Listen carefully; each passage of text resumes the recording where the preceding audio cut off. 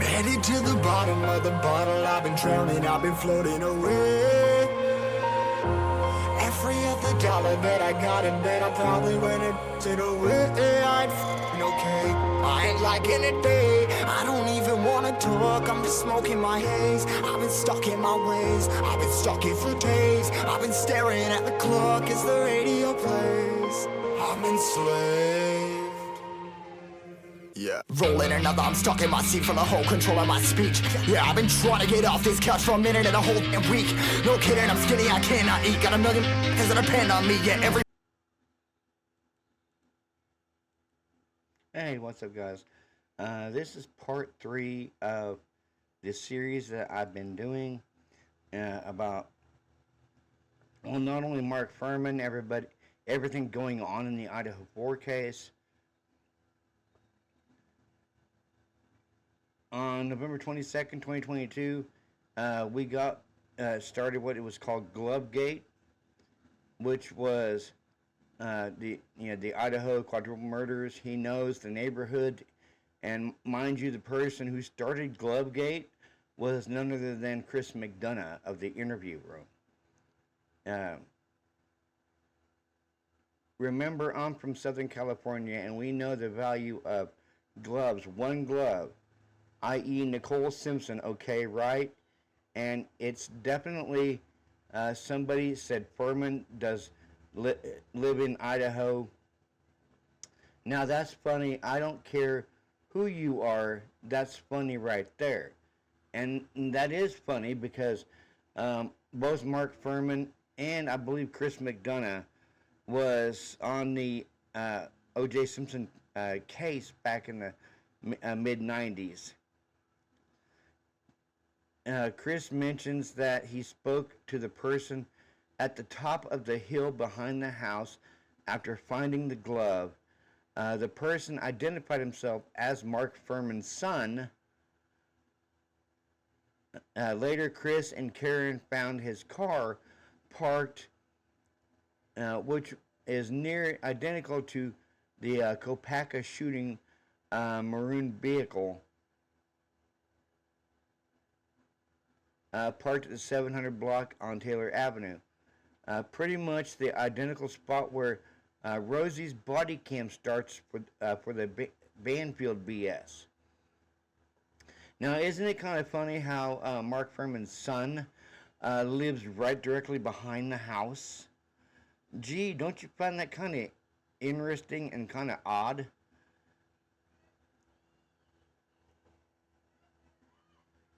I do find that kind of odd that Mark Fuhrman's son lives like right behind the crime scene. So I'm not saying Mark Fuhrman's son did it, but it just seems kind of weird that he lives right behind the crime scene, and his daddy was on a high-profile case back in the mid-90s that the old glove, if it don't fit, you must quit. And who found that glove? Mark Fuhrman. Well, who found this glove this time around? Chris McDonough. Are y'all seeing where this is going? Like, I see where it's going to a point that you have two police officers, one retired, and I believe Chris McDonough is retired too. One found a glove back in 1995 at the residence of a high-profile murder suspect, and now you have Chris McDonough that finds a glove in a high-profile murder case. Don't you all see that's kind of being weird? And yeah, and Mark Fuhrman's son lives right behind the crime scene.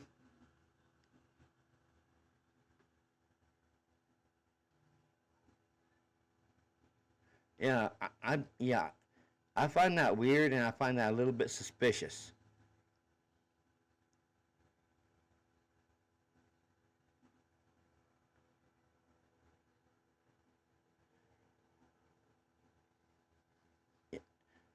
A new wrinkle, former LAPD Detective Mark Furman says, yes, Mark Furman from the O.J. Simpson trial now lives in Idaho and is claiming that the victim, Kaylee Gonzalez, had a stalker. Which we all heard that she had a stalker, but I don't believe she had a stalker. I talked to one student, and I agree with this, as it twice removed from the person that said it. Kaylee had a stalker, and she complained 2 months before the murders about having a stalker. Yeah, I don't believe she had a stalker. I mean, she may have, but I don't know. Now, mind you, the whole Dylan scenario about Dylan being a hero, and that was all brought on by Mark Furman. Mark Furman defends DM and pushes the DM narrative that she's a hero. You know, I mean, if she was truly a hero, guys, wouldn't she have called 911 that night? I mean, seriously, would she have not called 911 that night if she was a hero?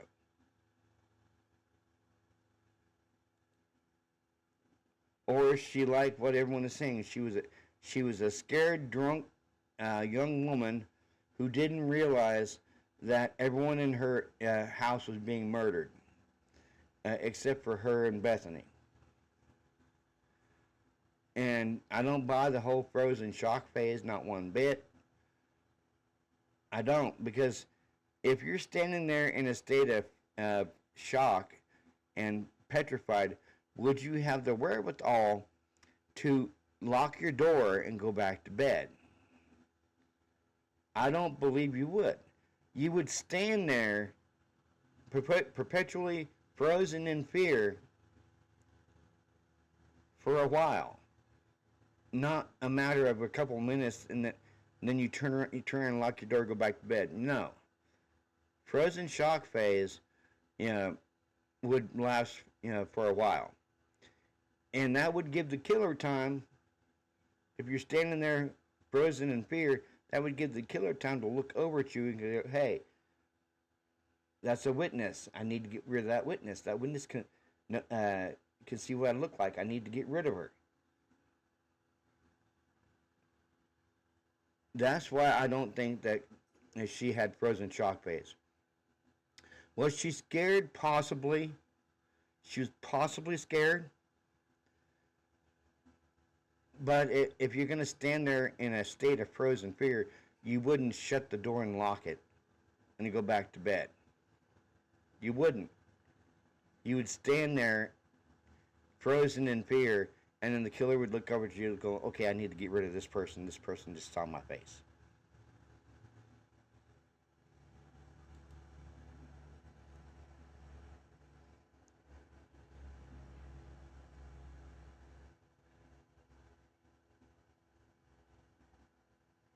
Fox News can't hide hiring Mark Furman. I've had 66 allegations of brutality under color of authority, assault and battery under color of authority, torture, all kinds of stuff. 4 suspects ran into a second story in an apartment in apartment projects. I don't know why he calls it an apartment. It was a home. We kicked the door down. We grabbed a girl that lived there. One of their girlfriends grabbed her by the hair and stuck a gun to her head. I used her as a barricade. Walked up and told them, "I've got this girl. I'll blow your effing brains out if you come out with a gun." Held her like this, threw the bee down the stairs, deadbolted the door. Let's play, boys. That we've got females and dum-dums and all your Mexicans that can't even write the name of the car they drive. Commander Hickman was a D-head, he should be shot. Mind you, guys, this is all coming from Mark Fuhrman. This is all Mark Fuhrman's statements. And I do not. These statements do not reflect my channel in any way. He did that for one thing. He wants to be chief, so he wants the city council and the police commissioner and all these Neanderthals in L.A. city government, and all of them should be lined up against a wall and shot. People there don't want others in town or others in their town. People there don't want Mexicans in their town. They don't want anybody but good old people or good people in their town. And anyway, you can do that and get them out of there. That's fine. With them, we have nowhere to go where I grew up. First thing, anything out of a butthead's mouth for the first 5 or 6 sentences is a blinking lie. That's just right. Yeah, that's just right out. There has got to be a reason why he is going to tell you the truth. I'm the key witness in the biggest case of the century, and if I go down, they lose the case. The glove is everything. Without the glove, bye-bye. Okay, he just stayed right there. Without the glove in the O.J. Simpson case, there would be no case. And we all saw when he tried to put the glove on, it didn't fit. So that's where they got the old saying, if it don't fit, you must acquit. So are they trying to tie the glove that Chris McDonough found outside the home into the Idaho 4 case? Because Fuhrman said it here. The glove is everything. Without the glove, bye-bye.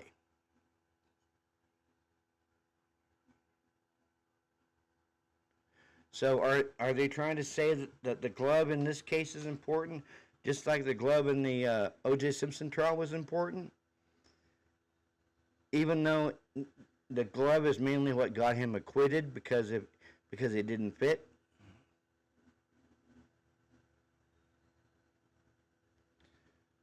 It makes you wonder, guys. It really does. It really makes you wonder exactly why they're so gung-ho about this glove that they found outside the home. And Mark Fuhrman found the glove in the O.J. Simpson case, and Chris McDonough found the glove in this case. And now all of a sudden, I know he was only in this case for a brief instance. You have Mark Fuhrman from a high-profile case speaking about this case. And, there's a lot of people that say that he was actually hired as a private investigator by the Gonzalez family. But, yeah, and you also have him being hired by Fox as well. So why would Fox hire him? Since he's living in Idaho. His son lives right behind the crime scene. And that just don't add up right there. Why is his son... why did he have to even mention his son living behind the crime scene? Why did Chris McDonough have to mention it? Is Chris McDonough trying to get his son out there as a celebrity? I mean, who knows?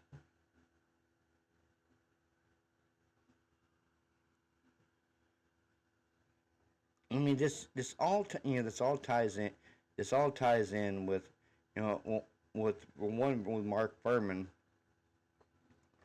and Chris McDonough knowing each other possibly, and it just this entire case don't make sense. I mean, why Mark Fuhrman? Why now? Even though he was only with this case for a brief instance, why dig the most divisive L.A. detective out of mothballs for a case that he should have no part of? I mean, yes, he does live in Idaho, and his son lives in Moscow. But I mean, at the same time, why are you going to this guy for commentary when he would? And there's been rumors, guys. There's been rumors that Mark Fuhrman, when he was with the LAPD, was very, very racist. Now, I've heard the rumors. I'm not saying he is. I don't know. But we've got to look at the fact that you bring in this cop from a high-profile case 30 years ago, and he's talking about how sloppy Brian Koberger was, and everything else. I mean, I'm a truth seeker. I'm trying to be a truth seeker here. I'm also trying to be less pro-burger. Because I know it's innocent until proven guilty, and we just haven't seen anything that points to this man's guilt yet.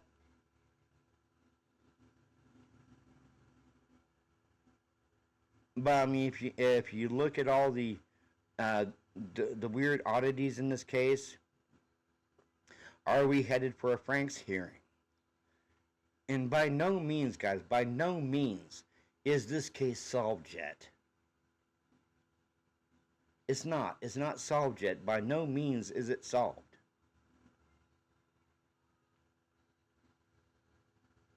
By no means. We have the hearing and the motions hearing next week. Are we going to get a Franks hearing? Possibly. Is some of these motions that are they going to be thrown out by the judge? We don't know until the motions hearing next week. But yeah, by no means is this case 100% solved. It's not 100% solved.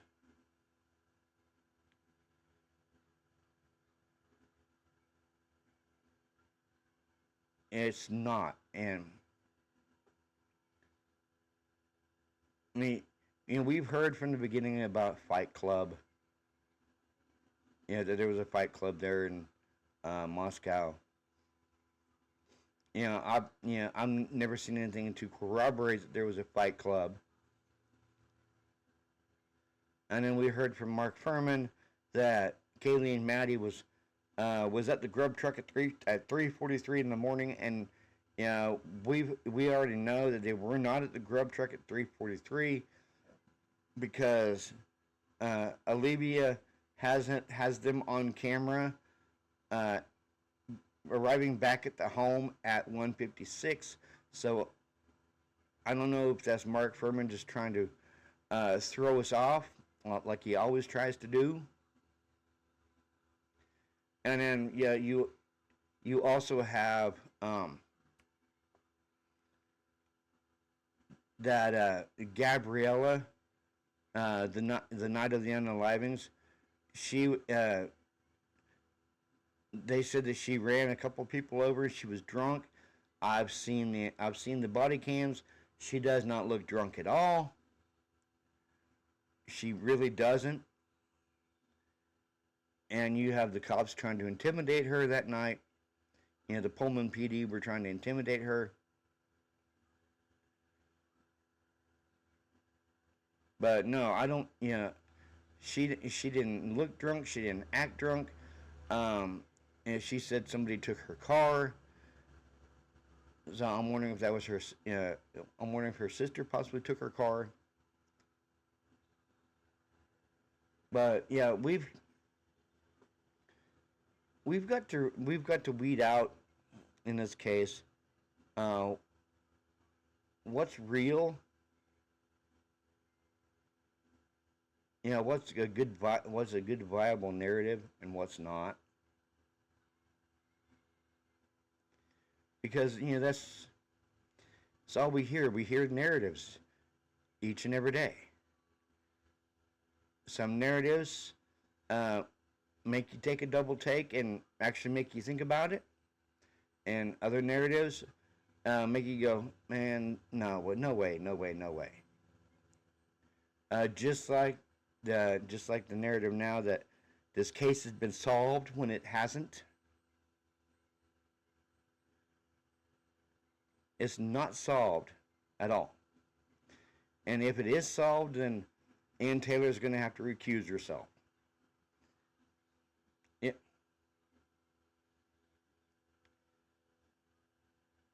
And if it is solved, then Brian will be out of jail by New Year's Eve. And if you believe that, I'll throw the Golden Gate in for free.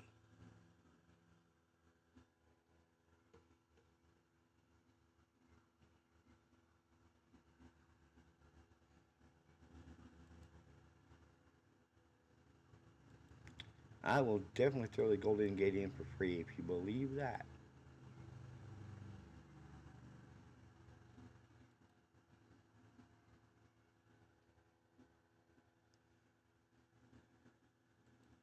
Because I scratch my head every day. Some of the stuff I hear, and I think, is this really true? Can this really happen? And then I hear something else. Can that really happen? Is this really true? But it's okay. Don't get me wrong, guys. It's okay to be a pro burger. It really is. But you also need to be a truth seeker.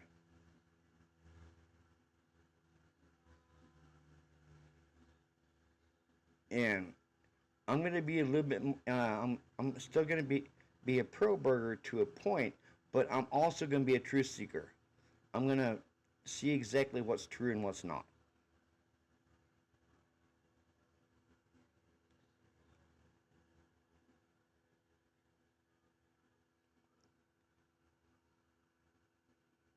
But like always, guys, like, subscribe, and comment on my channel. Hit that bell notification for any new uploads. And I hope you guys have a good Monday. This is Robert with True Crime Podcast. I'm out. Peace.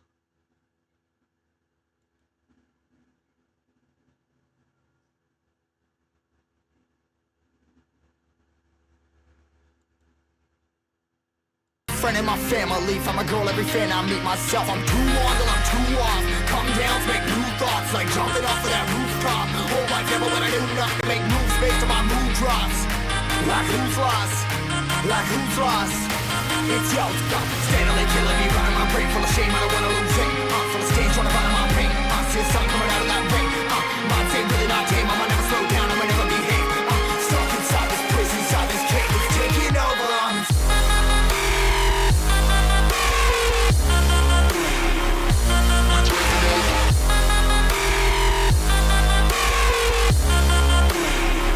I'm a slave for you.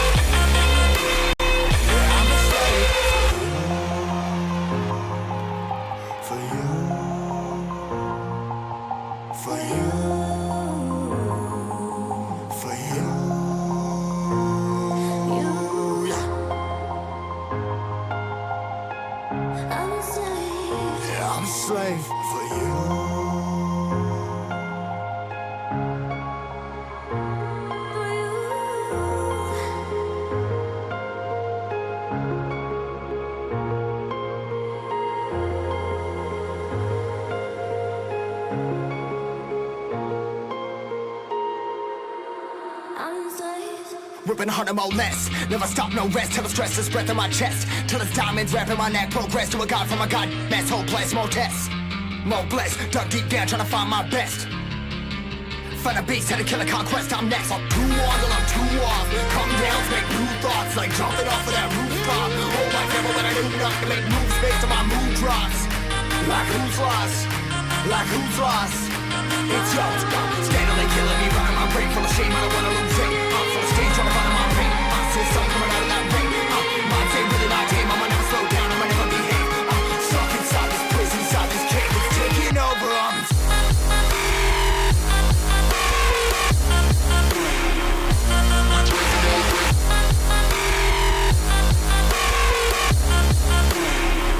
I'm a slave for you.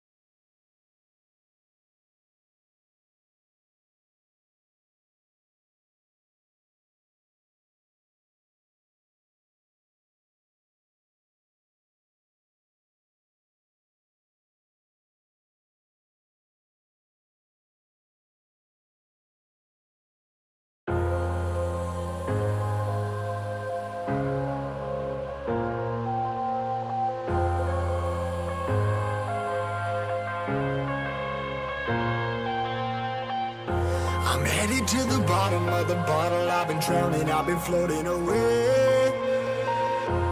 Every other dollar that I got in bed, I probably went it away. I ain't f***ing okay. I ain't liking it, babe. I don't even wanna talk. I'm just smoking my haze. I've been stuck in my ways. I've been stuck in for days. I've been staring at the clock as the radio plays. I'm enslaved. Yeah. Rolling another, I'm stuck in my seat for the whole control of my speech. Yeah, I've been trying to get off this couch for a minute and a whole damn week. No kidding, I'm skinny, I cannot eat. Got a million that depend on me. Yeah, every friend in my family. From a girl, every fan I meet myself. I'm too on till I'm too off. Come down to make new thoughts, like jumping off of that rooftop. Hold my camera when I do nothing to make moves based on my mood drops. Like who's lost? Like who's lost? It's yo, steadily killing me, running my brain full of shame. I don't wanna lose it. Full of stage, trying to find my pain. I see something coming out of that rain. My team really not tame. I'ma never slow down. I'ma never behave. Stuck inside this prison, inside this cage. It's taking over.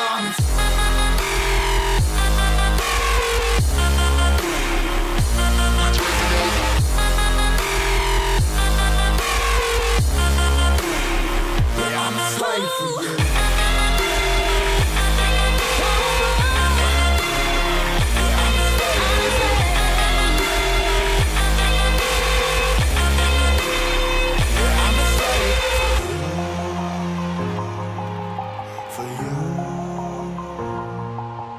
For you. For you.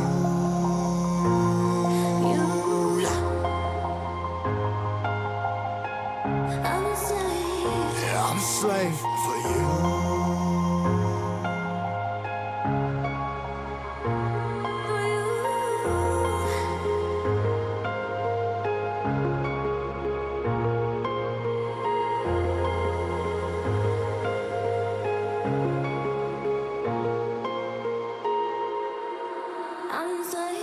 Ripping harder, more less. Never stop, no rest. Till the stress is breath in my chest. Till it's diamonds wrapping my neck. Progress to a god from a god mess. Hopeless, more tests. More blessed. Dug deep down, trying to find my best.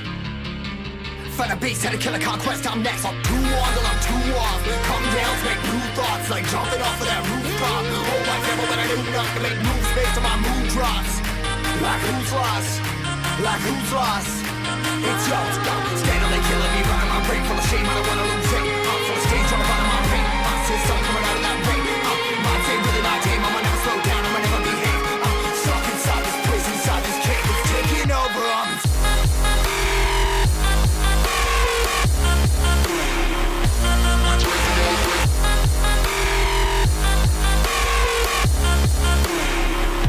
a slave for you.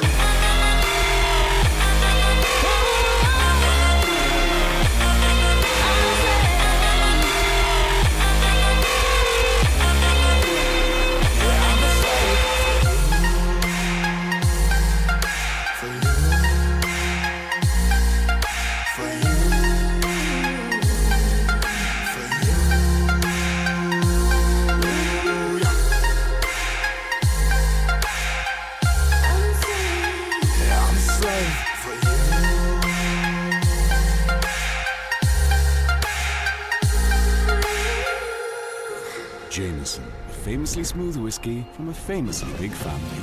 Meet Jose, could be one of us.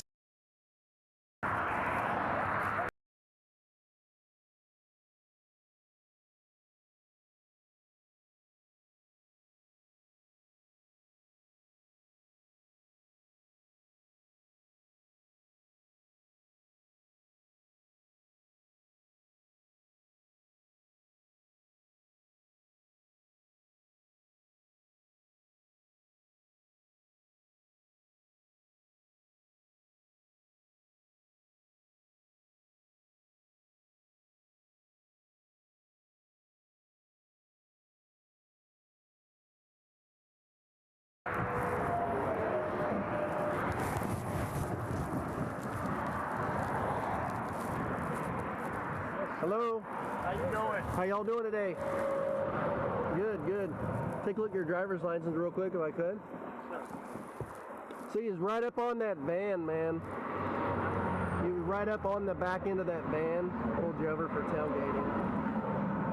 Is this your car? Okay. Cool. Where are you headed? Well, we're coming from WSU, and we're standing early. What's WSU? Yeah, I go to university basically. In real estate, it's very up there. There's a shooting incident. That is SWAT team and everything. All the way up. So we're okay. I'm having a hard time hearing you because of the traffic. So you're coming from Washington State University, Yeah. and you're going where? Oh. We're going to be going to Pennsylvania. Oh, okay. Pocono Mountains. Yeah. So we're slightly punchy because we're driving for hours. Hours, days. Hours. We're driving. Well, Yeah. almost a day. Okay. And what did you say about some SWAT team thing? Or Yeah, something? there was a mass shooting and everything. We don't Where? know if it was a mass Where? shooting. This was on essentially Rentham Alley.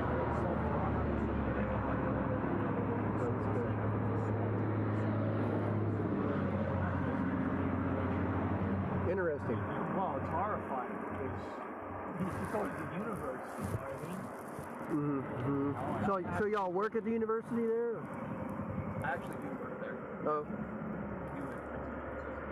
PhD in criminal okay.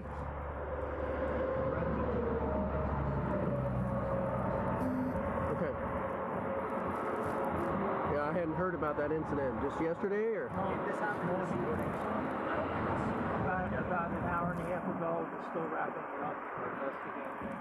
I'm not sure there's 2 shooters because they did shoot somebody, I see. and then you don't know about that actually. They were apparently like shooting out of the window or something. Interesting.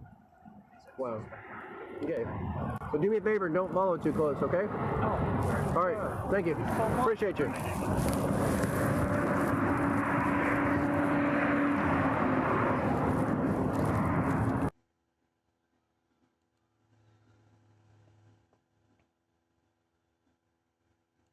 See, what I'd like to know is why are you going to let him drive clear across the country? You say that this man murdered 4 people. Okay. Why are you going to let him drive across the country? And then get pulled over in Indiana, which I do believe that Indiana was a controlled stop, possibly by the FBI, because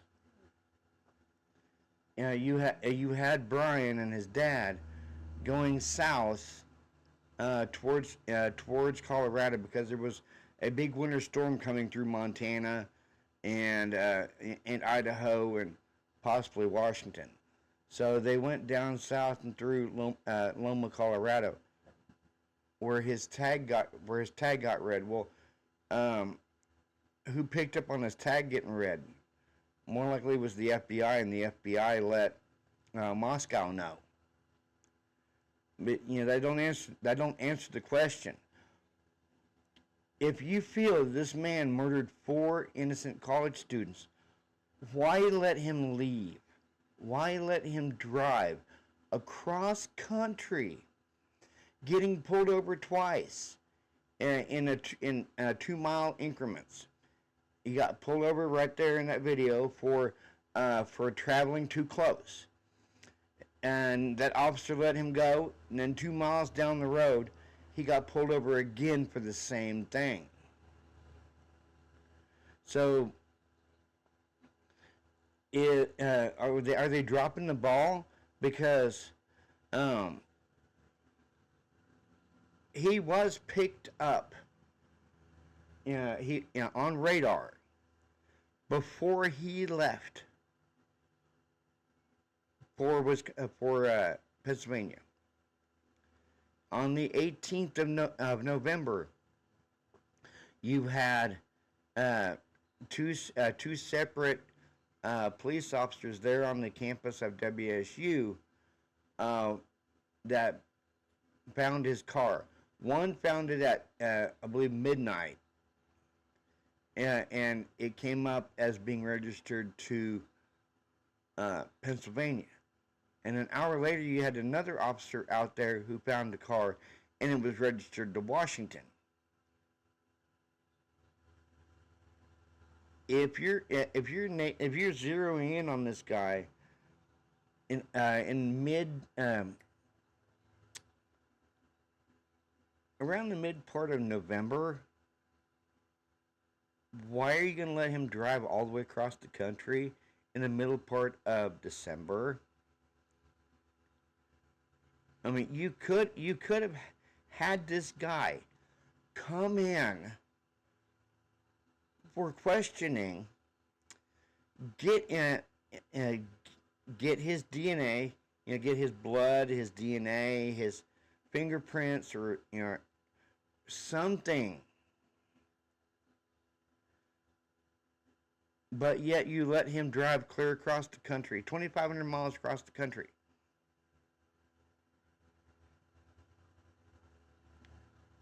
Why?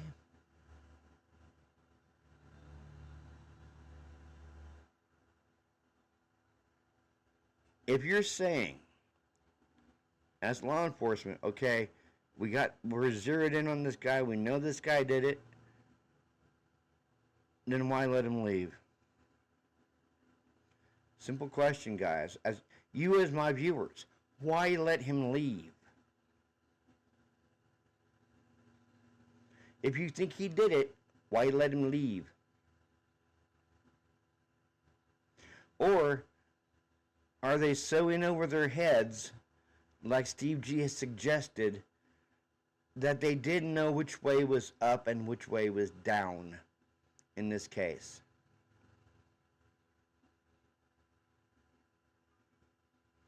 Simple, simple question.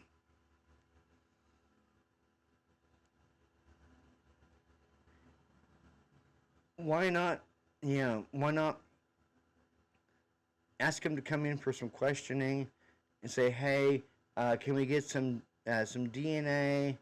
Can we get a blood draw? Can we get your fingerprints? Something.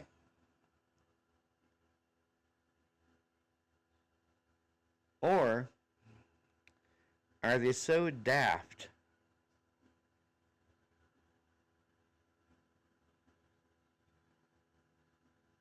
do they honestly think this guy did it, or are they looking at this guy as a cheap victory because they know who actually did it and they don't want to go get the person?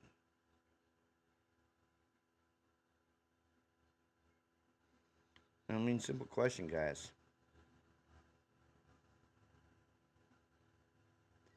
If he did it, and they knew he did it, they wouldn't have let him left. They would have nabbed him there in Pullman before he left for his trip. And just like they did that no knock warrant at 1 something in the morning.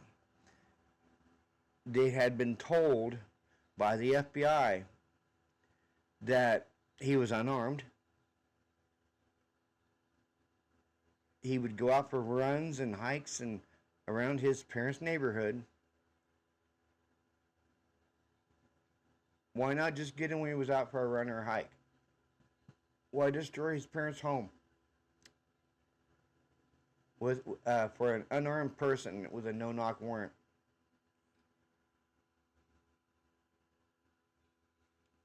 That's what I'd like to know. No-knock warrant, 1 something in the morning, for one guy who was unarmed and more likely asleep.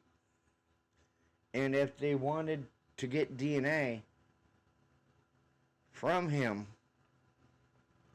the FBI is watching him take his trash to the neighbors. All they had to do was, as soon as they saw him drop his trash in the neighbor's trash and go in the house, all somebody had to do was run up, grab that trash, and then send it to the Idaho State Forensics Lab. They didn't have to grab his dad's. If they quote unquote had his touch DNA, which I wonder sometimes. All they would have to do is run up, grab the trash from the neighbors, send that to the Idaho State Forensics Lab. There you go.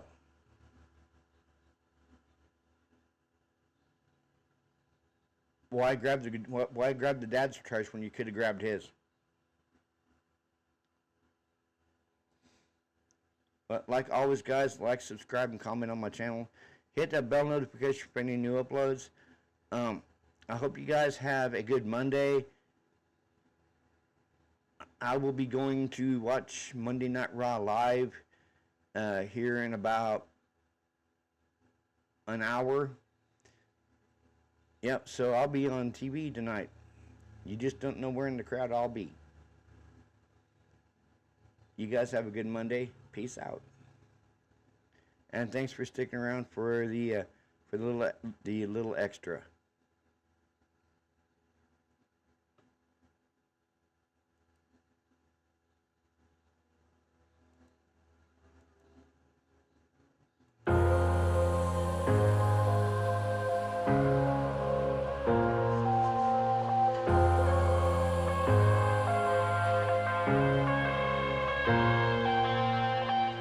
I'm headed to the bottom of the bottle. I've been drowning, I've been floating away. Every other dollar that I got in bed, I probably went into